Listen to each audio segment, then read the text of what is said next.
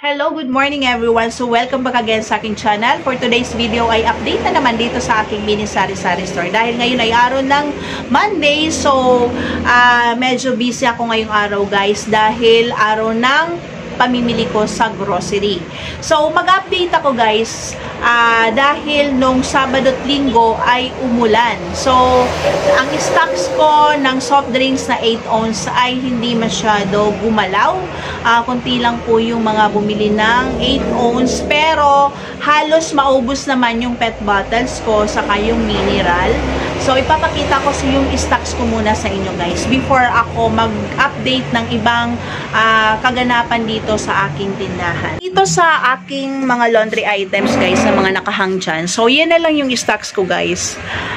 Naging mabenta yan nung Sabado at kahapon, Sunday. Tapos, yung aking conditioner, so yung naubos dyan, yung keratin na gold, saka cream silk na gold, saka yung cream silk na pink, then dito yung sun silk na greens, so yun yung naubos, saka dito, so dito na yan. Tapos yung mga downy na maliliit guys, so bawas na rin yan.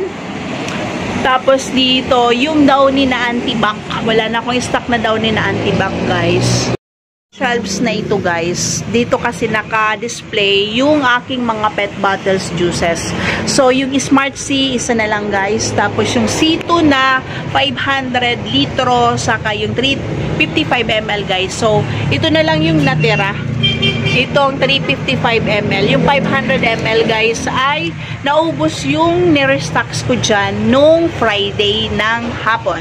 Tapos, dito sa mga canned goods, dahil nga maulan, guys, naging mabenta naman yung aking canned goods. Kasi, no mga nakarang araw, guys, hindi masyado ito gumagalaw, yung stocks ko dito.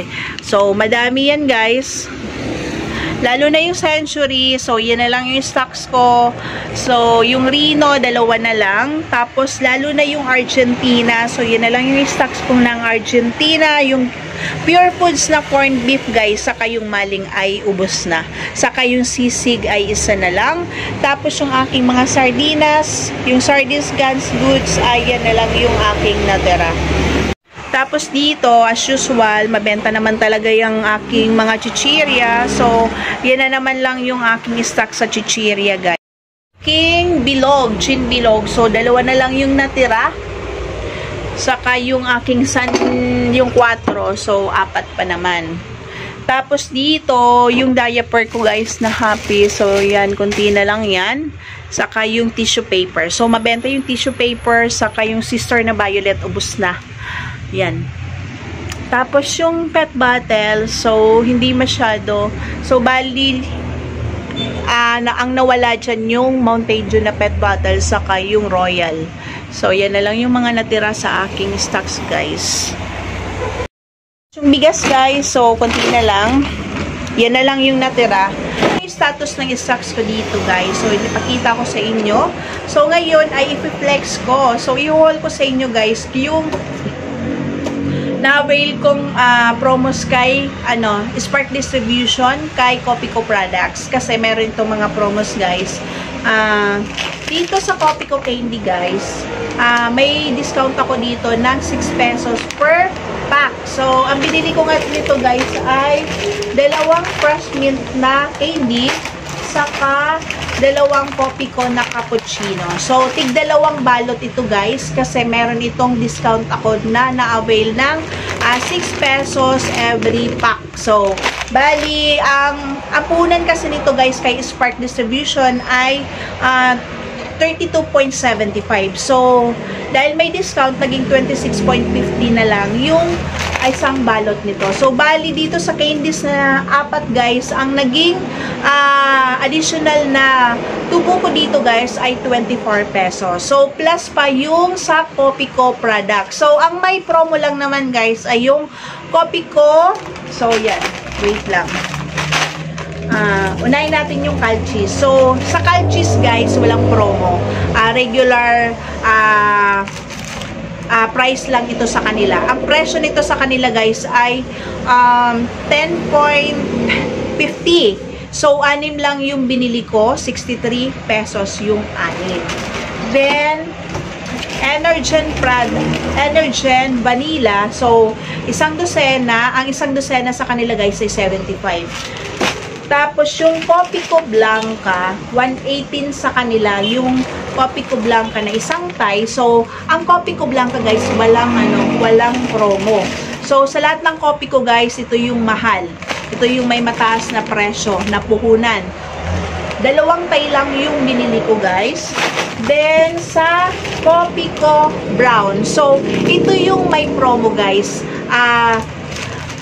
10 plus 1 to. So, meron na akong additional na tubo dito guys na 15 pesos kasi ang retail ko nito per twin pack dito sa aking tindahan guys ay 15 pesos. So, ang puhunan nito guys per tie ay 112. So, regular price.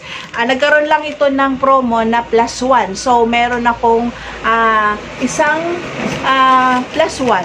So, may plus 1. So, ang inabay ko dito sa Copico Brown dahil may promo nga. So, nanghinayang naman ako guys. 3 tie yung binili ko sa kanila. Kaya meron akong na-avail na promos dito guys na additional na tubo na 45 pesos kasi 3. So, ang retail ko dito ay 15 pesos. Kaya dito sa Copico Brown, meron po akong additional na tubo na 45 pesos na ang puhunan sa per tie ay 112.